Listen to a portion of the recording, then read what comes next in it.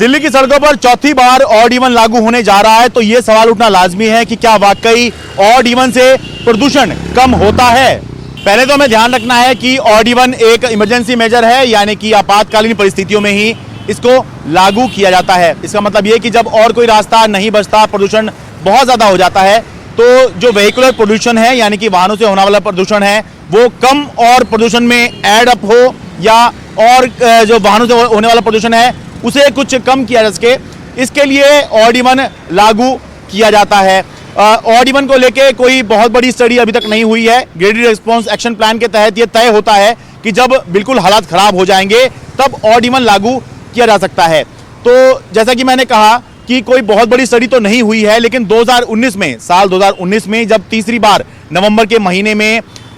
Odd even Delhi के अंदर लागू किया गया था, तो उसके बाद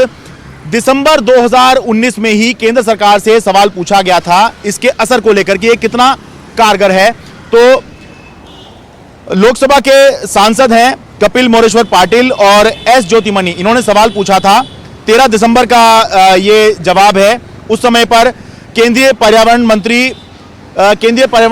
राज्य मंत्री बाबुल सुप्रियो हुआ करते थे और उन्होंने अपने लिखित जवाब में ये बताया कि सेंट्रल पोल्यूशन कंट्रोल बोर्ड ने दिल्ली के अंदर जो 3 बार ऑड इवन हुआ है उसका एक असेसमेंट किया है और उनकी रिपोर्ट कहती है कि ऑड इवन से कुछ असर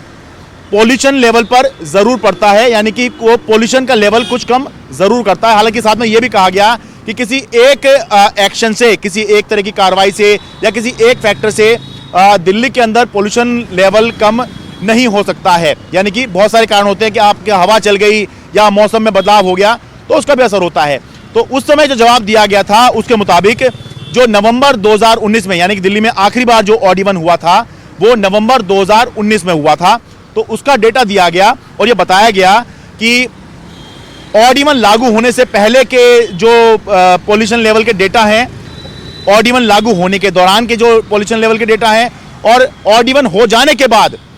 जो जब खत्म हो गया ऑड इवन तो उसके दौरान के जो डेटा हैं वो ये बता रहे हैं कि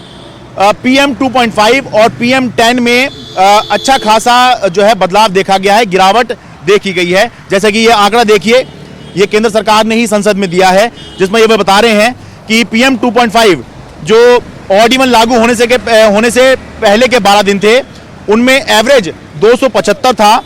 ऑड इवन के दौरान वो 252 हो गया और ऑड इवन के बाद ये 131 पर पहुंच गया। तो ये देखा गया कि 275 वाला जो PM 2.5 था वो ऑड इवन शुरू होने से पहले, वो ऑड इवन के बाद 131 पर आ गया। ऐसे ही PM 10 जो 428 एवरेज था ऑड इवन शुरू होने से पहले, उसका लेवल 380 पर आ गया ऑड इवन के दौरान, और ऑड इवन खत्म होने के बाद 231 एवरेज PM 10 आ गया। यानी कि अगर ये देखें कि ये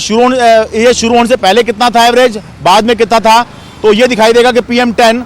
428 हुआ करता था और 231 पर आ गया। हालांकि इसमें यह भी बताया गया है कि SO2 और NO2 यानी कि सल्फर डाइऑक्साइड, नाइट्रोजन डाइऑक्साइड, ये जो हैं कम होते हुए नजर नहीं आए हैं। वैसे अभी तक का अनुभव ये भी कहता है कि ऑड इवन के दौरान कुछ मुश्किलें तो जरूर होती हैं, क्योंकि आप रोजाना अपना वाहन, अपनी प्राइवेट कार सड़क पर नहीं उतार सकते। आपको या तो गाड़ी पूल करनी पड़ती है या फिर आपको टैक्सी करनी पड़ती है। लेकिन यह तय होता है कि सड़कों पर प्राइवेट कार कम हो जाती हैं, जिसकी वजह से सड़कें कुछ खाली हो जाती हैं, जिसकी वजह से जाम या ट्रैफिक कंजेशन की स्थिति भी कम होती है। इससे आप एक तो अपने गंतव्य तक पहले से ज़्यादा जल्दी पहुंचने लग जाते हैं, और दूसरा जो समय आप सड़कों पर बिताते हैं और पोल्यूशन से एक्सपोज होते हैं उस समय में भी कमी आती है।